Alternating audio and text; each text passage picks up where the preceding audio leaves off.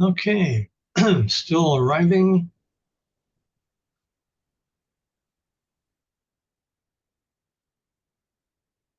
Great, great. All right. Well, welcome everybody as we're building more momentum on this new subject, still kind of new.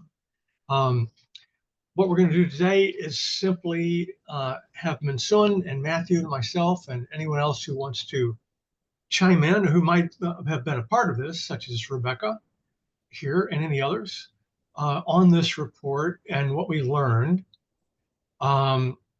This took several months of interviewing and writing and reading and so on. And I think it's kind of like a launching pad for our ideas more than a blueprint. Um, and also, it's great. I was just coming from a meeting this morning where, in a lot of ways, it's another example of an organization that's pretty close to what we're talking about without using the same language. So it seems like it's a road that a lot of people are kind of on, going in the same direction, which is a good thing. So as that work begins to kind of formalize, I think it's going to be a powerful thing that we're doing here. Welcome, Ricardo. Ricardo Nunez is here. We'll have him chime in in one moment. So what I want to do next is hand off to Minsun and let her use a presentation we've got. We're going to share it a little bit, but she's going to be doing most of it. And that will give you the overview of what we've found and wanted to talk about today. So, Minsun, go ahead.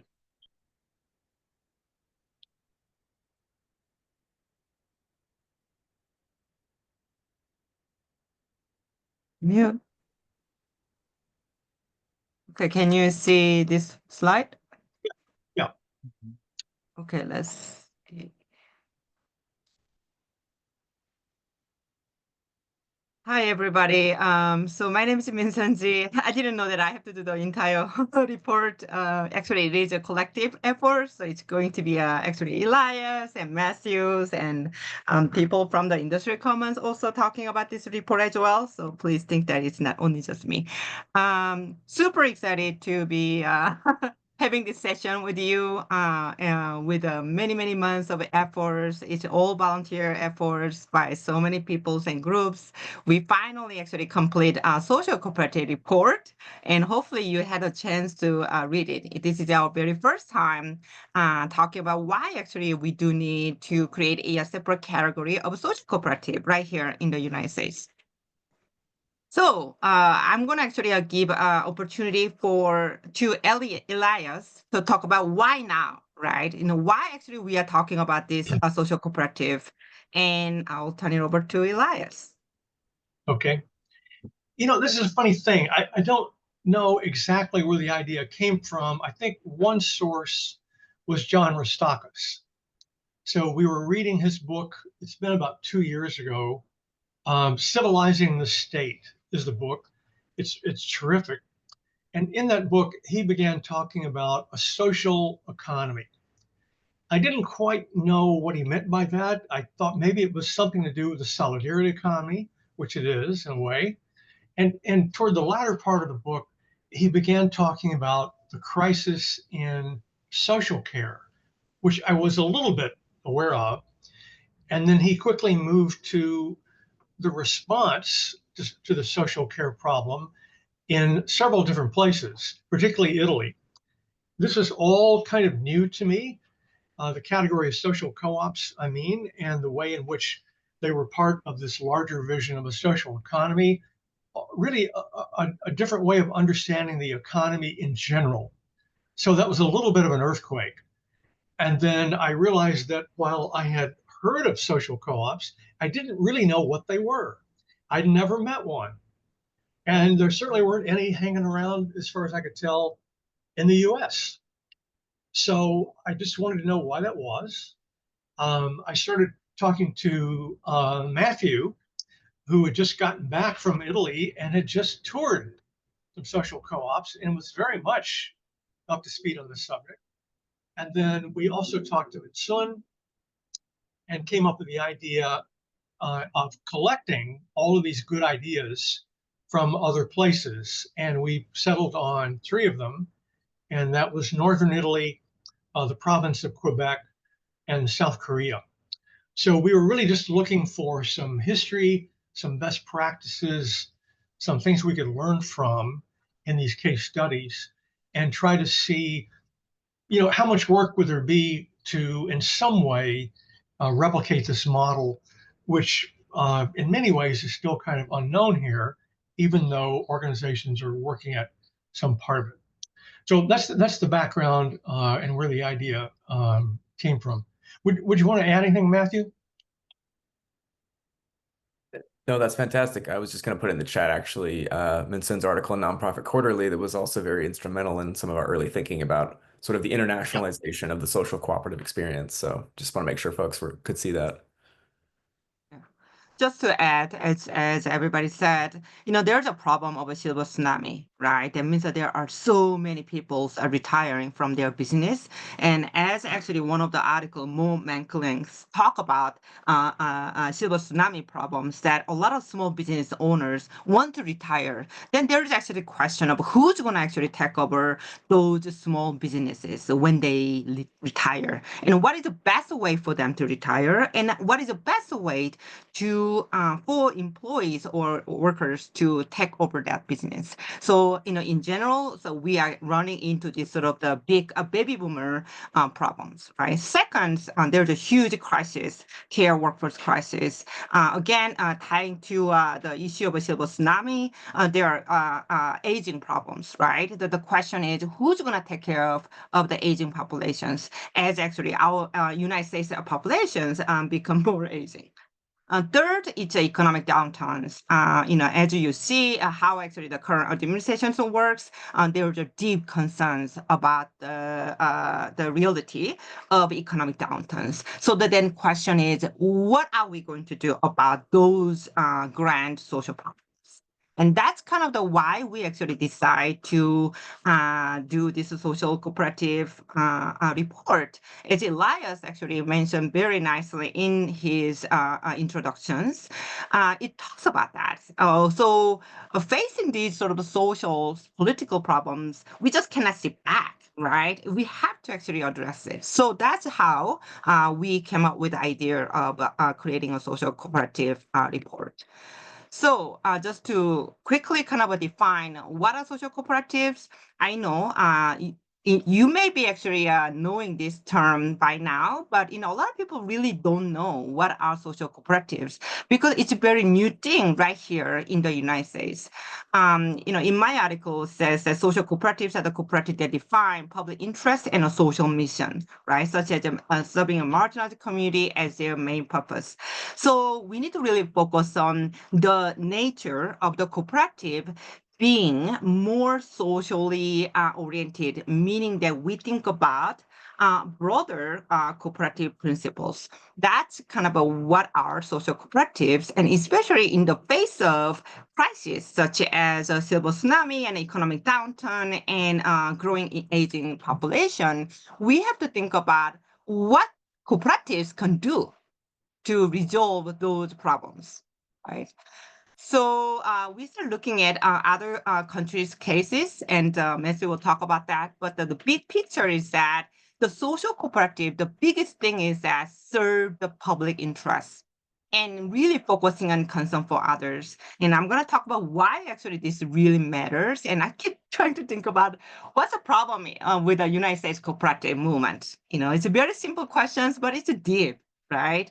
But why the countries have these social cooperatives, but why we don't have it here in the United States, right?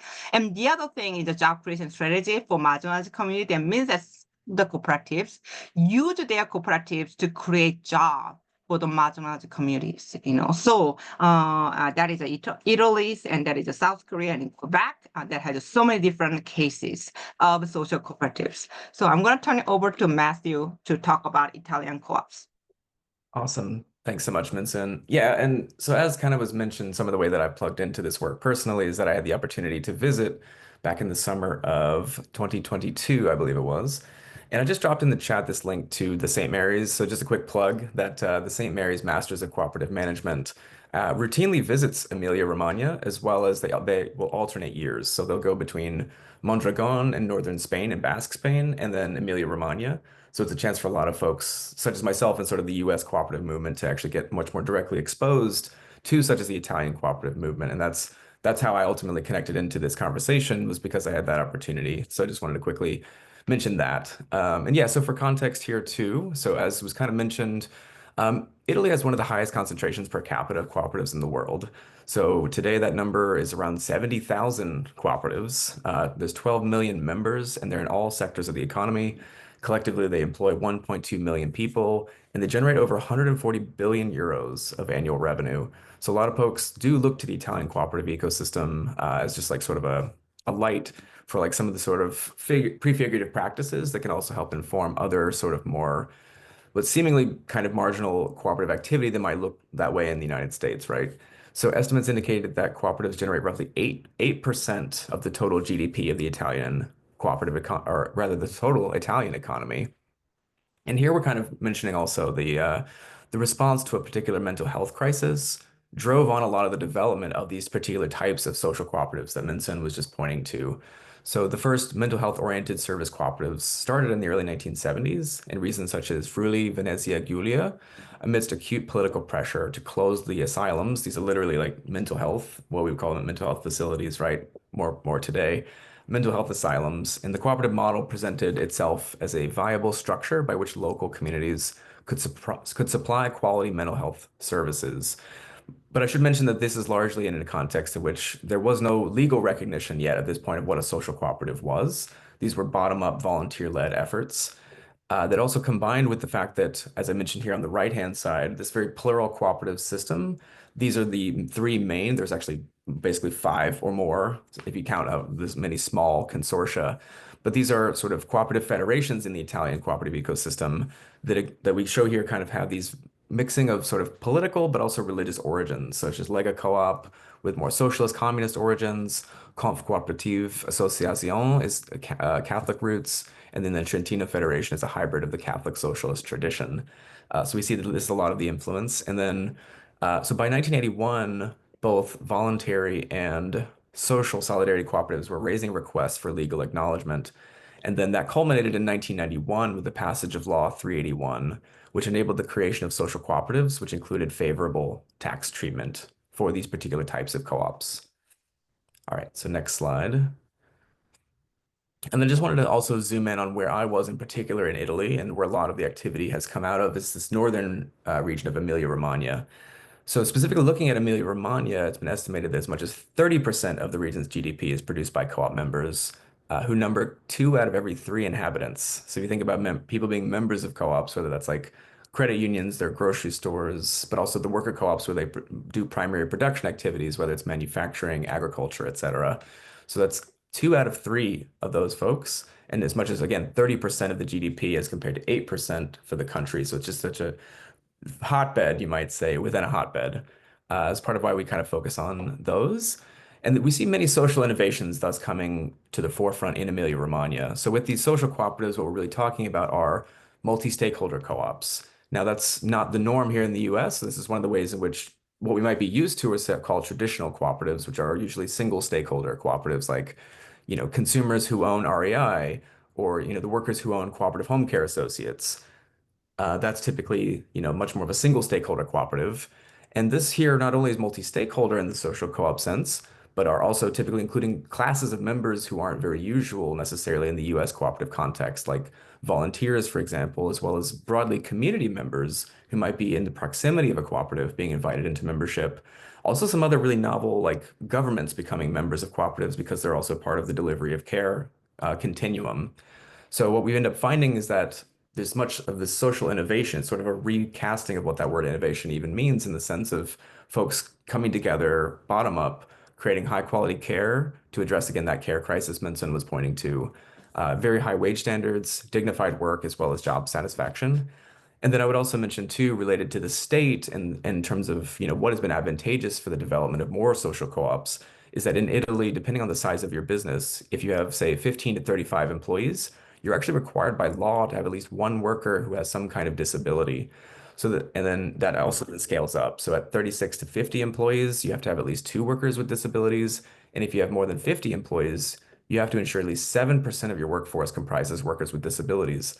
So this, because social co-ops particularly work with and are sort of designed for and by folks with disabilities, this has been a key driver of what's called the Type B social cooperatives, which then they contract with these private corporations to give them the ability to just make it so much easier to meet their legal requirements to hire disadvantaged workers. So it's become a very mutualistic sort of arrangement with many of the larger sort of business entities in Italy. So that's been really, really great for their development. So there's so much that can be said about the Italian context, but I will actually pass it now to Elias. Thank you so much, Elias, Quebec. Yeah, on Quebec, it's interesting that arguably in all the examples we're talking about, there was something, some kind of crisis that began to trigger this kind of thinking. In the Italian case, as Matthew was talking about, there was the decision to do away with the mental asylums. And so something had to rise up and take the place of that. And essentially, civil society organized itself in order to do that before the government ever got around to recognizing what they were doing. And so when we were interviewing the Italians, they were saying, yes, legislation is very important, policy is very important, but we were doing the work years before that ever happened. So that was a very interesting note for them to strike. In the case of Quebec, it was similar that in the late 1990s, there was a referendum around independence, which failed. And the aftershocks of that affected the economy in Quebec. The provincial government convened a kind of big meeting.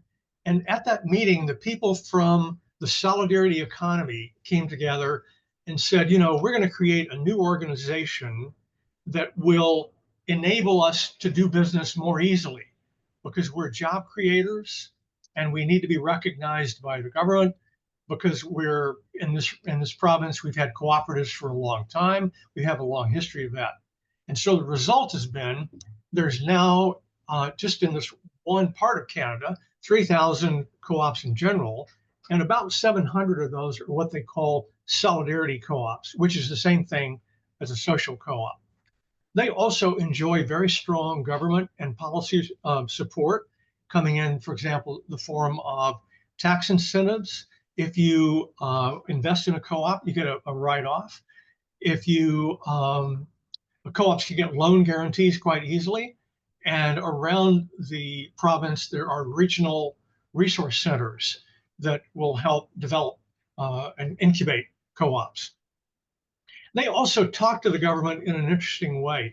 For these benefits, they basically say, we don't require any subsidies. We're going to create jobs, for example, in the care sector on our own. These jobs will be localized. They'll be sustainable for the long term. They're going to pay living wages, and they're going to be quality jobs. So it's a very attractive proposition. And it's taken maybe 10 years or so for this to get to the point where it is now. But the province of Quebec has been very supportive of these kinds of enterprises. The solidarity co-ops have a simple organizational form, 3 classes of members. They're the workers, they're the users or clients, and then finally there are community or solidarity members, which in effect could be almost anybody, like a fan, practically, you could say. But that's the multi-stakeholder approach. They also have different kinds of members, which include people that are simple worker members. There's also a category of kind of investor members, which might make us think of our limited cooperative associations in the US. You can be a member just from a donation or an in-kind contribution and so on. In healthcare, for example, they've got about 44 co-ops. And this is interesting. Those co-ops have their own federation. This is also true on the Italian model. there are many pieces of social infrastructure that support these co-ops that we do not have. In other words, whether it's in childcare, elder care, whatever it might be, you've got groupings that will enable you with maybe potential funding sources, technical assistance, and so on. And all of that helps hold up your co-op rather than trying to just go it alone, which is often what you have to do in this country. Home care, elder care, they maybe are up to a dozen co-ops in that category. So the main thing that I took away from the Quebec conversation was just the sense of how much infrastructure was in place to support this work, because they're in a kind of market that's very, very difficult, as we know from the American experience. It's very difficult to make money. It's very difficult to do the work in these sectors. And so the ecosystem they have in place and what they call the social economy is very critical and something that we're going to have to learn to generate ourselves. Okay, Minsun? Thank you. Thank you, Elias. So I'll talk about the evolution of social co-ops in Korea. The really, really key point is that these countries actually have enacted a certain law to create a social cooperatives, right? So the big pictures in Korea is that there are emerging social enterprise thanks to the law that got passed in 2007. Right. And with that social enterprise law, the one requirement is that any social enterprise has to hire 40% of employees from the underserved. That is the case of my best friend who is disabled. She is part of a social enterprise, right? Because of this law, a lot of social enterprise had to follow the law. One interesting difference between social enterprise and social co-op is that these workers are employees, okay? And then also profit actually goes back to the shareholders or owners of the company, right? As long as employees are getting paid, right? So that is how the social enterprise was set up. The big shift happened in 2012, and as of this new law, social cooperatives actually have another taxation exemption. So they will actually get the non-profit status. So when we think about non-profit, that means okay, we are 100% tax exempt, but that is actually not how social cooperatives in South Korea works. Non-profit status, the concept of non-profit is very, very broad, and actually, that is true to the United States case as well. So it doesn't mean, so let's say 30% of the work is not for actually the benefiting public good, then you as a social co-op has to pay tax for that, right? If actually your work itself is not for benefiting public good, and then you have to pay for it. But the majority of the social cooperatives, of course, come with that mission to benefit the common good. Now, the big shift is from employees from social enterprise to co-op members. And, if you read the articles, you will know why actually a lot of the social enterprises in South Korea move on to social co-ops, because they were more democratic workplace structures. So that means that instead of employees, they will actually get treated as a members, and profit is that this co-op profit is going to be reinvested in the social co-op instead of going back to the shareholders or owners of the company. So this is a very, very different kind of evolutions that we should think about, because in the United States, there are a lot of big corps. So let's think about how some of the big corps may actually move into social cooperatives. I think this is a big question that we need to answer, hopefully, in the future. So this is sort of the chart that I draw, just to make sure that US, yes, we have a bunch of different kinds of co-op, right? General co-op, under it could be a worker co-op, agriculture, purchasing co-ops, you name all of that. Same thing with Korea, Italy, Quebec. Under this big umbrella of co-ops, they have general co-ops, exactly like the United States, workers co-op, agriculture, farmers co-op, purchasing, consumer, all of that. However, these countries also set up social cooperatives separately. And that's how this country could amplify the numbers of social cooperatives. In the case of South Korea, as of now, has more than 6,000 social cooperatives. And a lot of social enterprise prefer to move register as a social cooperatives for many reasons. So the key issue I think all of us should really consider is that, how can we actually shift the US co-op models, right? And really deep down, if you really look at our co-op structures, I do believe that our co-op benefit members. That's all good. That's all good, right? Profit seeking maximizing for members. I do believe that still US co-op models are coming with this deep root that the responsibility of the co-op is to benefit the maximization of profit for members. But the question is how we're going to shift that model, how to shift our ideology to include more concern for others goal, which is a very important cooperative principles. So this is our task, right? But I don't want to be completely negative. Do you think actually there's no co-ops in the United States that has no social purpose? I think so. We actually have a lot of them. I mean, right here I see a collective remake. There are also a lot of different cooperatives that actually serve the marginalized communities. And I'm going to actually give a turns to industry commons. I know that maybe could anybody explain about the industry commons, about how you're actually building a larger ecosystem. And this is a really good example of a social co-op here in the United States. Amy or Sarah or Aaron? Is Sarah on here? Sarah's not on here. Okay. No, Sarah's not on here. Oh, okay. It's your turn, you guys. Well, I mean, thank you. And again, this presentation, I was just commenting to my colleague Amy, this has been a really wonderful presentation. Our staff, I believe, are taking a trip to Italy in the fall. And I want to, if there's a recording of this that we could share with our staff, I would love to do that. So, and actually I have to go in a couple minutes, so I'm going to try to be brief. Essentially, we are building a cooperative ecosystem primarily in the textile industry. And because it is a very resource intensive industry, we're buying state-of-the-art equipment to take textile waste and turn it back into raw material, turn it back into yarn.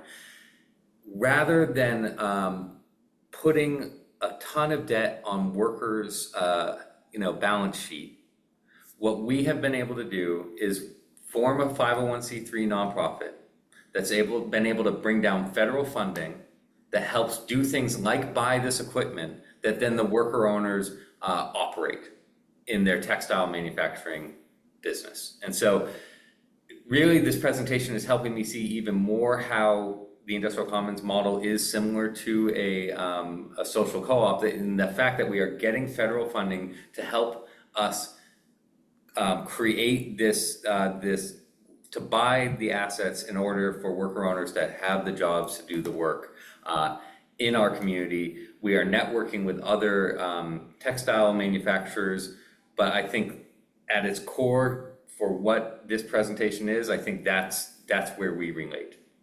Anything else you would add? You had some great observations. I'm just interested, and again, because we are traveling with our group, to understand more and to look at these comparisons as to where we are currently in the development of our ecosystem and what are the things that we can learn and bring back here. So I think understanding how social co-ops can meet these incredible needs that people have right now, both in healthcare and childcare, is really a powerful piece.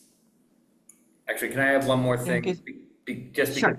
Based on this rural wealth blueprint, we are really looking at the needs of our community and the opportunities of our community. So being a textile having a textile based history, it is in our blood, it is in the skills are still here. And then seeing what are the needs. Well, we need jobs because jobs left when NAFTA came, and when the recession came, all of our industries went elsewhere. And so we need jobs based in our history that we own. So when things get tough, we don't get going. And so that's the other piece of this component, and so when we see a new need, we create a new cooperative enterprise or nonprofit program to meet those needs, all based on the needs of our community and our members. Yeah. Thank you so much. Very impressive. I have never been to you guys yet, but I want to visit you guys sometimes in the future. Super exciting to see how amazing work that you are doing. Yeah, Industrial Commons really trying to kind of expand, right, their work to really take care of other community need. I think that's kind of the really good examples of what the social cooperative is. And the other, examples is actually Drivers Cooperative Colorado, which I am part of. And I think, as you know, gig workers are very isolated workforce. But how the question is, how are we going to actually organize these gig workers? Thousands of them, right? In the Denver area, there are about 30,000 workers and more. So we actually create a Drivers Cooperative Colorado, where thousands of workers are the members. It's exciting. But one of the things that actually we really focus on is to serve marginalized community members. Of course, we serve the general public like you and me, right? But the really key goal is to serve the marginalized community, especially for elderly, low-income residents who have no transportation option in certain parts of the Denver area, or people with disabilities. This is a really, really important goal of what we want to do. For example, so we just actually are thinking about how we can actually provide a free service for people with a disability on the 30 years of ADA Act, which is July 26th. And people are excited about, organizing that, right? So again, we want to make sure that, we have that goals, right, to serve marginalized community partners. Second, also the other thing is a place-based. I think that this is another thing. Workers are everywhere. Drivers don't talk to each other, but the question, like a case of Industrial Commons, the question is how can we actually bring these isolated gig workers to a more place-based organizing strategy? And that's actually what we do. Social cooperatives, we actually have an office. Uber and Lyft never have an office, right? People cannot even contact them. But we actually invite drivers to the office to communicate. And right now, actually, with the support of the city of Denver, we are looking into creating a garage for car repair so that our members and community members can use the car garage. But at the same time, this will attract people to the place, right, to get together. And I think that's really important. The other point that I want to make about this sort of a drivers co-op example is the integration of work with the RMLC, Home Care Co-op Initiative, and also Drivers Cooperative. We just launched a Home Care Co-op Initiative. That means that there will be a lot of interactions and collaboration that will happen between the Home Care Cooperative Initiative and the Drivers Co-op. So again, like Industrial Commons, our idea is not to confine one area of work, but to expand that, to have connection to each other's. And I think that is exactly the sort of the model of what we want to be. And obviously, our fundamental goal, ultimate goal, is to build a Federation of Drivers Co-op, which will take a long time, but we are thinking about it and start working on it.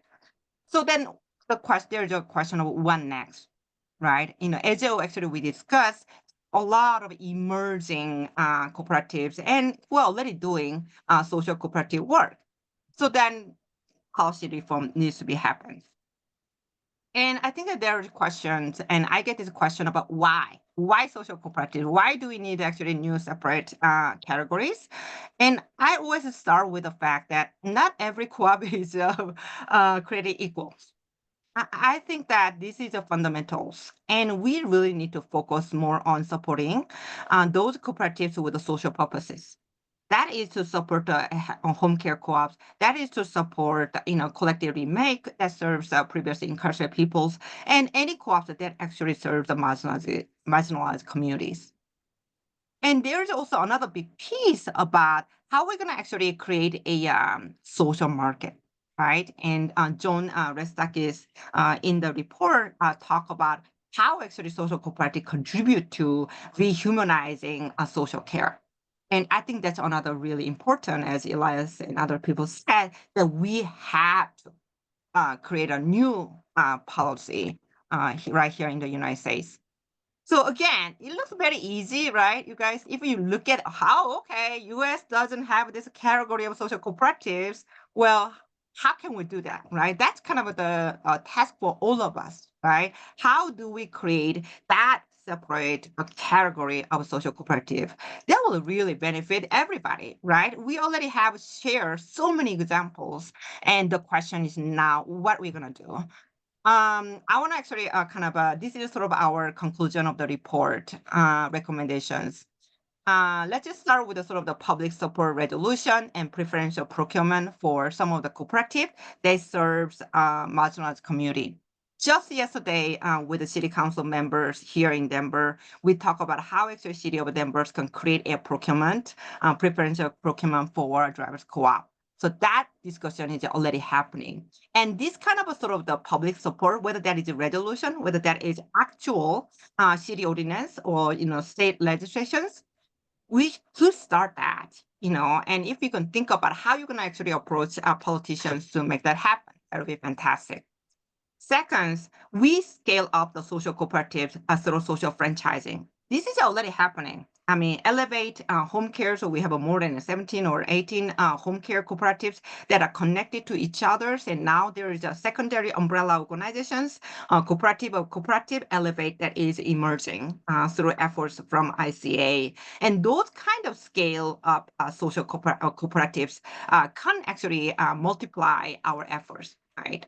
And third, certification of social cooperatives. I think, I know, and nobody knows what is a social cooperative, but we can start somewhere, right? And I'm going to start calling drivers co-op, oh yeah, we are social cooperative, until somebody asks me, what is that? So we should find a way to certify our cooperative that actually serves the underserved communities. It's the same as a B Corp, right? That is a certification process that they actually, nonprofit has done greatly. And I think we can also replicate the models to really start certifying social cooperatives. And there's a question of who will do that. And obviously, there could be some of the national organizations, serving different cooperatives. And fourth, again, as Elias and Matthew and everybody talk about, I think overall, in the long run, if we could actually create a consortium of social cooperative in the future, that will actually consolidate all of our powers, right? So that we have a more structures and actually support coming from this system. So it's a lot, but again, just want to kind of wrap up with a question and comment from you that I know social cooperative, it's going to take a long time, you guys, but there are so many countries that are doing it already. And why can't we start right here in the United States? So let's think about how we can move forward. Thank you. Great. Thank you, Minsun. Before I say anything else, anybody want to jump right in? A few questions have percolated in the chat. I think a couple got answered. Sara was asking about preferential procurement initiatives. That is a very important piece. And no, I'm not, myself, I'm not aware of anyone doing that. I think maybe Drivers Co-op is working on that, Minsun. No, actually, a few cities actually have passed a city ordinance to, so that's a LA County actually start that a couple of years ago. So they actually, they get a more bonus point if actually cooperatives are actually bidding any city contract. It's not only LA, it is also city of New York also actually did pass that way back in 2016 or so. So yeah, there are about 3 or 4 cities that actually have this specific preferential procurement law. So again, Denver is thinking about it right now because we are going to promote that as one of the steps. So that actually we are the one who will actually transport all these marginalized residents who have no access to stores. Currently, the national company is actually having that millions of dollars contract, but they are interested in giving that contract to the driver's co-op. Of course, we don't know yet, but we just start thinking about it. But again, I think that there are some examples. Yeah.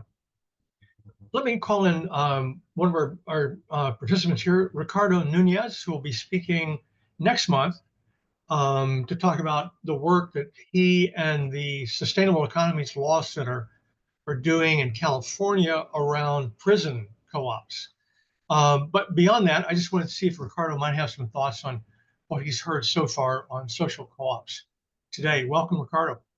Thanks. Yeah. Hi, everybody. I think one of the things that comes to mind when we're talking about social co-ops and using international examples to build off of is just how fragmented the United States is. So a lot of these other countries, when they create these entities, when they create these beneficial, whether it's procurement or support systems, it's done at a national level, and we can't do that here as easily. It's almost impossible. So I think that's why a lot of people focus on local, regional, and state efforts.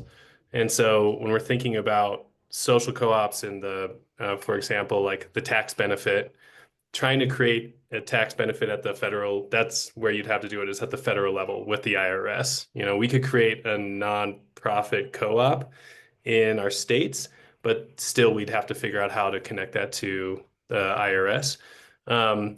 But as Elias said, I'm going to be talking with my coworker Jay Cumberland in June on this call about how we've at Selk figured out different ways to navigate that, whether it's convincing foundations to give directly to cooperatives that are like formed as cooperatives for profit or at cost, organizations that would typically receive funding that's supposed to go to 501c3 nonprofit organizations because the work they're doing is charitable.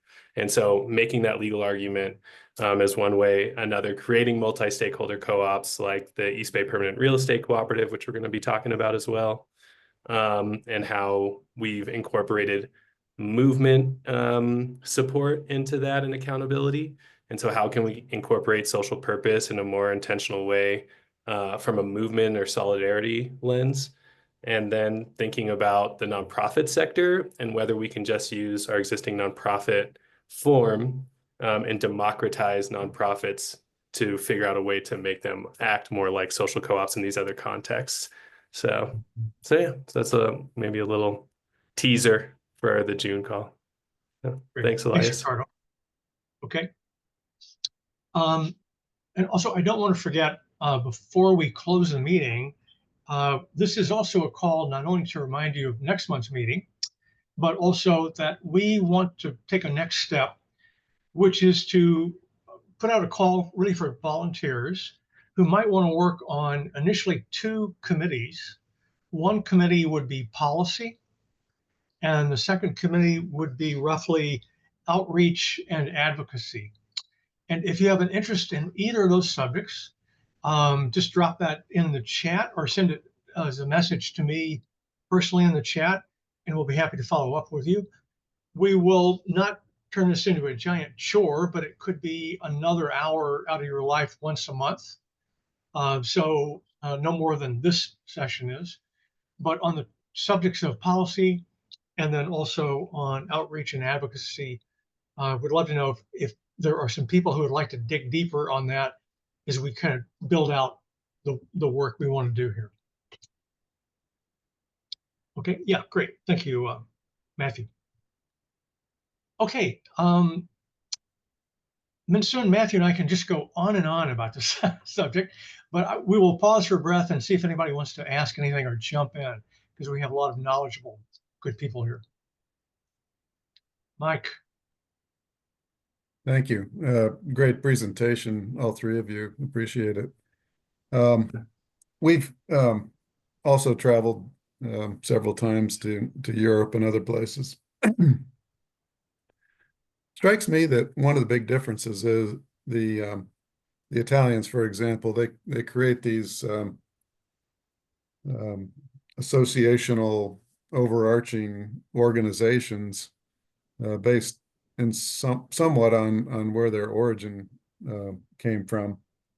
But in the US, we've developed sectoral association structures that are quite significant, especially in agriculture and in rural electric and in credit unions. And I think that's made it difficult to bring together more global perspective around cooperatives. It's hard to lift the American co-ops that have money up out of their sectoral interests and pay much serious attention to global issues like we're talking about here. So I really believe that infrastructure is critical for making any progress in this sort of work. And so probably one of the big things that needs to be thought about is how can we create an overarching infrastructure that can get the attention of the other U.S. co-ops, for money and for policy support. Yeah, great point. Agreed. Others who might want to jump in here? Santiago? I got the right button here. Yeah, I'm wondering whether the labor unions have had a significant role in these other places that we've talked about. I know the largest worker cooperative in the country was there was a labor union very much involved with, and still is, I understand. And how can we leverage that relationship? Minsun, I know you're familiar with this subject. Yes, ahead. I wrote about the unionized worker co-op. So yeah, I think this is a big giant elephant in the room, right? I think that the really key question is how do we actually collaborate more with the labor unions? Because the labor unions, yeah, have powers but at the same time the constituents and workers. So yeah, I think this is one of the really big tasks that we have to approach. Just action in the case of a home care right here in Denver. We are actually unionizing our home care workers when we launch a new. So actually a whole partnership itself has actually begun with the SCIU right here local. So we have amazing sort of the collaboration happening. And those kind of efforts happen because we are very politically conscious of the importance of building their collaborations. But I hear you, actually, it's just a huge issue because some of the labor unions will think of our cooperative members as they are the owners. So we don't actually organize owners. So we only organize workers. That ideological actually clash still continues. So the question is how we're going to actually overcome that. U.S. Federation Worker Co-op actually has a union worker co-op committee. So they are working really hard to kind of break that. But yes, it'll be really nice to actually have connections with the labor unions when we are working on policy issues.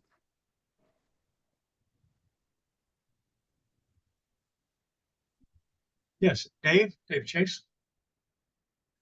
Yeah, I just picking up on Mike's point. I'm part of a group where I live, which is in north of Seattle, a place called Bellingham, Washington. And there's a move afoot, which I'm part of, to get cooperatives more a bigger part of the economy. I mean, it's already been an area that has had them, and a grocery cooperative that's over 50 years old. And then there's a whole silver tsunami of transitioning. But one of the things that has played out is like where to start with this. And it ended up, it's one of the reasons I got pulled in is I'm focused on healthcare, health benefits, and ultimately what we think is a form of a social cooperative or will be. And the thing about that is, to Mike's point, there's been these sectoral groups, but the one thing that sort of everybody has to deal with in the US, whether they like it or not, is health benefits. So it is an area, and it's kind of you deal with it your whole life, one way or another. It is an area to kind of develop those muscles of cooperation. And it's also, as I've shared, I think, with Elias, it is a source of tremendous wealth extraction.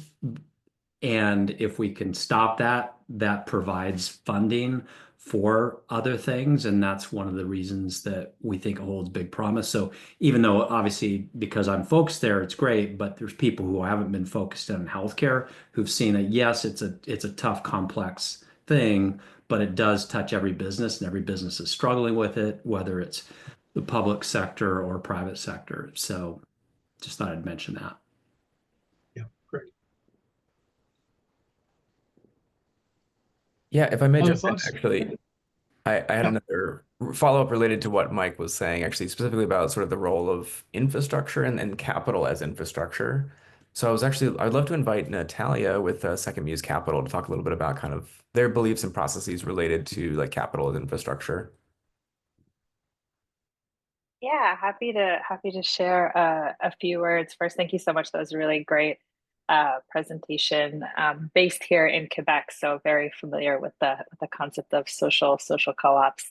But yeah, so for us, we view capital as one of the kind of key infrastructure needs, and the way that we approach it is really from thinking about collaboratively designing financial products with really trying to understand what are the needs on the ground from the supply side of capital and the demand side of capital. So we know that capital providers often have very strict, regulatory requirements, or they're responding to a board that has very strict requirements as well. And I think, we got an opportunity to work with Mike a couple of years back, and thinking about this. And I think one thing that we heard over and over in our work with co-ops in the US was that those that were looking for capital were just saying like, well, there's no capital out there. There's nothing available for us. And then those that were ready and able to deploy capital were saying, well, there's just no investable deals.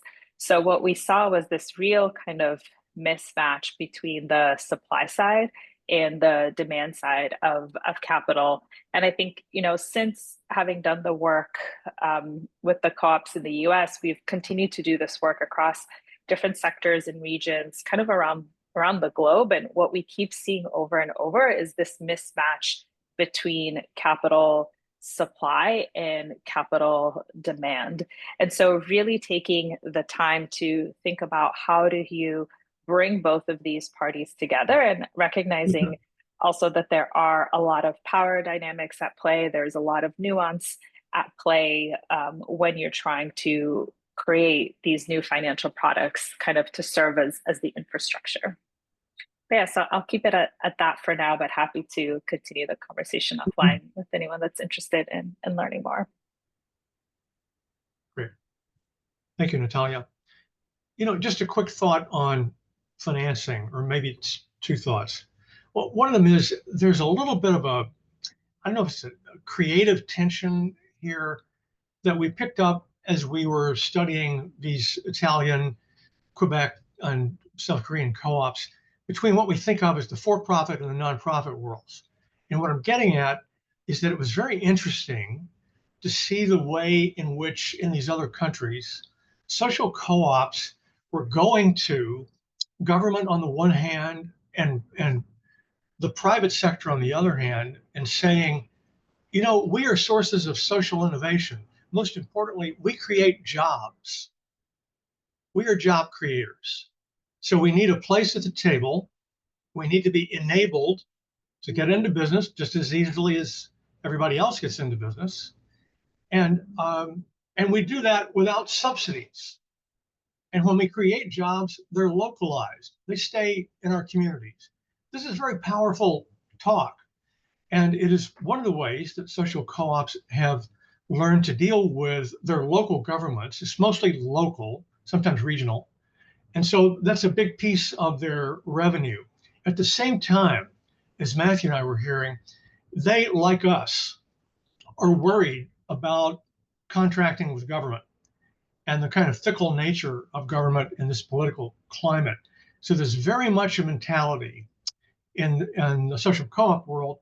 You've got to find the most diverse funding you can, And to some degree, they have a kind of a collective entrepreneurship about this, which is really interesting. And it's something that's not very typical of the nonprofit community here. But in some ways, what we were looking at is kind of a hybrid model. This is one more way in which social co-ops are a hybrid model. They're doing missions that sound like they're nonprofits, but their mentality about it is really very kind of creative and dynamic. And they're saying, you know, we have something that government can't do, something business can't do. It's called social innovation. We understand it, we know how to deliver it, and we don't cost as much as you guys do, which is a pretty powerful pitch, you know? So that's different, but I think it's also very helpful because, as we all know, we're all worried about funding and the way in which in this climate, the kind of funding we've been accustomed to is just looking tougher and tougher. Any comments on that or other thoughts?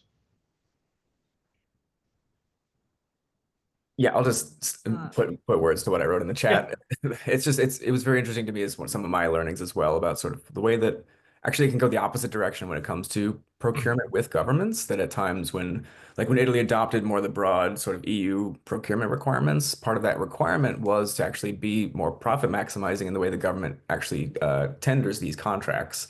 And so that's actually created a sort of perverse pressure on social co-ops to consolidate through mergers and acquisitions, to grow larger, to be able to race to the bottom, to show up as the least costly option for these governments to do contracting with. So it can be very challenging in the other direction as well, not preferential procurement, quite the opposite, you know, pushing them to become much larger entities. And so over time, like so many industries, we've seen thus like larger and larger social co-ops forming, and that's made it more and more difficult to sort of maintain that more grassroots orientation, such as with one of these classes of members that I mentioned in my presentation, which is the volunteer class. Oftentimes that's another effect, is that volunteers become less prominent as they become more professionalized in the social cooperative over time. So yeah, there's just interesting tensions out there. Elias, just to wrap up, we have actually some of the people who contribute to articles. I wonder whether Rebecca, Matthew could speak a little bit about and maybe help us wrap up these sessions, or anybody else who will contribute to the articles. Start with Rebecca. Thanks, everybody. You know, I think this is a really amazing conversation, and my, you know, very tiny contribution was talking about the solidarity economy and my thinking about how this model fits beautifully within the solidarity economy.